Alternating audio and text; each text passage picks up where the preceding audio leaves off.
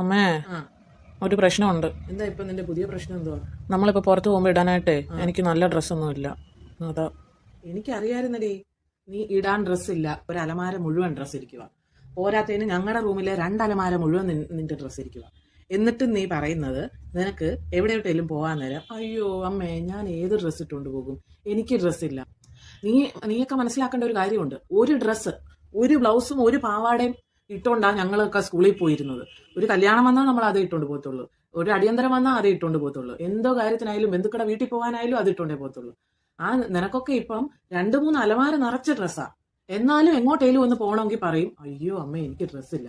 ഇനി ഇതിൽ കൂടുതലൊക്കെ ഒരു മനുഷ്യന്മാർക്ക് ഒരു ജന്മത്തിൽ എന്താ ചെയ്തു തരാൻ പറ്റുന്നത്? എന്നാ പോട്ടെ, നീയൊക്കെ ഇടുന്നില്ല പകുതി മുക്കാലും ഡ്രസ്സ്, ഒരു 5-6 കൂടി വന്നാൽ 10 ജോഡി ഒഴിച്ച് അതിൽ കൂടുതലൊന്നും നീയൊന്നും ഇടുന്നില്ല. എന്നാ ഒരു കാര്യം ചെയ്യും, ഇടാത്ത ഡ്രസ്സ് എടുത്ത് വല്ലവർക്കും ഒന്ന് കൊടുക്ക്. അത് ആർക്കെങ്കിലും ഒന്ന് എടുത്ത് കൊടുക്കാൻ നേരം കുഞ്ഞെ ഈ ഡ്രസ്സ് ആർക്കെങ്കിലും കൊടുക്കട്ടെ എന്ന് ചോദിക്കുമ്പോൾ പറയും ഇല്ല ഇത് ഞാൻ നാളെ ഇടാൻ വെച്ചേക്കുന്നതാ. അടുത്ത ഡ്രസ്സ് വേറൊന്നും കാണിച്ചു കഴിയുമ്പോൾ പറയും ഇത് ഞാൻ മറ്റന്നാൾ ഇടാൻ വെച്ചേക്കുന്നതാ, ഇത് ഞാൻ അവരുടെ കല്യാണത്തിന് ഇടാൻ വെച്ചേക്കുന്നതാ, ഇത് മറ്റവരുടെ അതിനിടാൻ വെച്ചേക്കുന്നതാ. എന്നാ പിന്നെ ഇത് ഇട്. വെറുതെ വെച്ചിരുന്നിട്ട് സ്ഥലം കളയുന്നത് എന്തിനാന്നേ?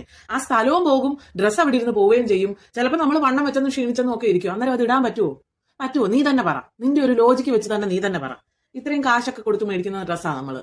അത് നമുക്കോ ഉപകാരപ്പെടുന്നില്ല, അല്ലെങ്കിൽ ആർക്കെങ്കിലും ഉപകാരപ്പെടട്ടെ എന്ന് വിചാരിച്ചത് ആർക്കെങ്കിലും കൊടുക്കുമല്ലയോ വേണ്ടത്. നിന്നോടൊക്കെ എന്തോ പറയാനാ ഞാൻ? എന്റെ തൊണ്ടയിലെ വെള്ളം പറ്റുകയാണ്, എന്റെ തൊണ്ട വരെ ഉണങ്ങും. എന്റെ എന്തോ ചെയ്യാനാന്ന് പറ.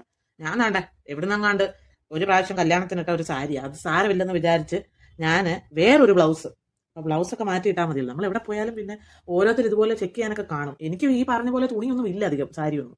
എങ്കിലും ഞാൻ ബ്ലൗസ് ഒന്ന് മാറ്റിയിടാം, വേറെ സാരിയുടെ കൂടെ വേറൊരു ബ്ലൗസൊക്കെ ഇട്ട് അങ്ങനെ അങ്ങോട്ട് അഡ്ജസ്റ്റ് ചെയ്യും. നീ അങ്ങനെ ചെയ്യടി.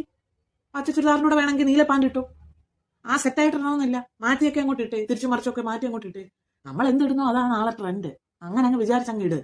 അപ്പൊ പിന്നെ ഈ തുണിയില്ല എന്നുള്ള ആ ഒരു വിചാരം ഒന്നും വരത്തില്ല. എങ്ങോട്ടൊന്ന് ഇറങ്ങാൻ തുടങ്ങിയാലും ഇത് തന്നെ, ചേട്ടത്തി അനിയത്തി ഇത് തന്നെ. ഒരു കല്യാണം വന്നാൽ നമ്മൾ തുണി എടുക്കും, എവിടെങ്കിലും വല്ല ഫംഗ്ഷൻ വന്നാലും നമ്മൾ തുണി എടുക്കും. അപ്പൊ ഇതെല്ലാം എവിടെ കൊണ്ടിടുന്നത്? ആ ഒരു 2 മാസം പിന്നെ കയറി ഇറങ്ങി ആ ഒരു ഡ്രസ്സ് മാത്രമേ കിടക്കുള്ളൂ.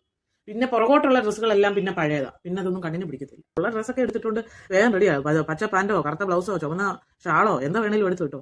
നമ്മളും ഇങ്ങനെയൊക്കെ തന്നെ ആയിരുന്നു, ചുമല ബ്ലൗസും നീല പാവാടയൊക്കെ ഇട്ടോണ്ടിരുന്നത്. നിങ്ങൾ അതുപോലെയൊക്കെ അങ്ങ് ഇട്. അപ്പൊ നമ്മൾ ഇപ്പം നിങ്ങളുടെ പ്രായത്തിന് അനുസരിച്ച് ഇപ്പൊ ട്രെൻഡ് എന്നൊക്കെ ഇല്ലയോ പറയുന്നത്. ഒരു ട്രെൻഡ് ഉണ്ടാക്കാൻ നീ ഒരു കാരണമായെന്ന് അങ്ങനെ അങ്ങ് വിചാരിച്ചാൽ മതി. അഴിച്ചു വിട്ടപ്പം കൂടിപ്പോയി. എന്നാൽ പിന്നെ അതൊന്ന് തയ്ച്ച് ഞാനും ഒരു ട്രെൻഡിനനുസരിച്ച് ഒരു ഡ്രസ്സം ഇടട്ടെന്നേ. നിങ്ങളവിടെ പിടിച്ച് നിൽക്കണ്ടായോ?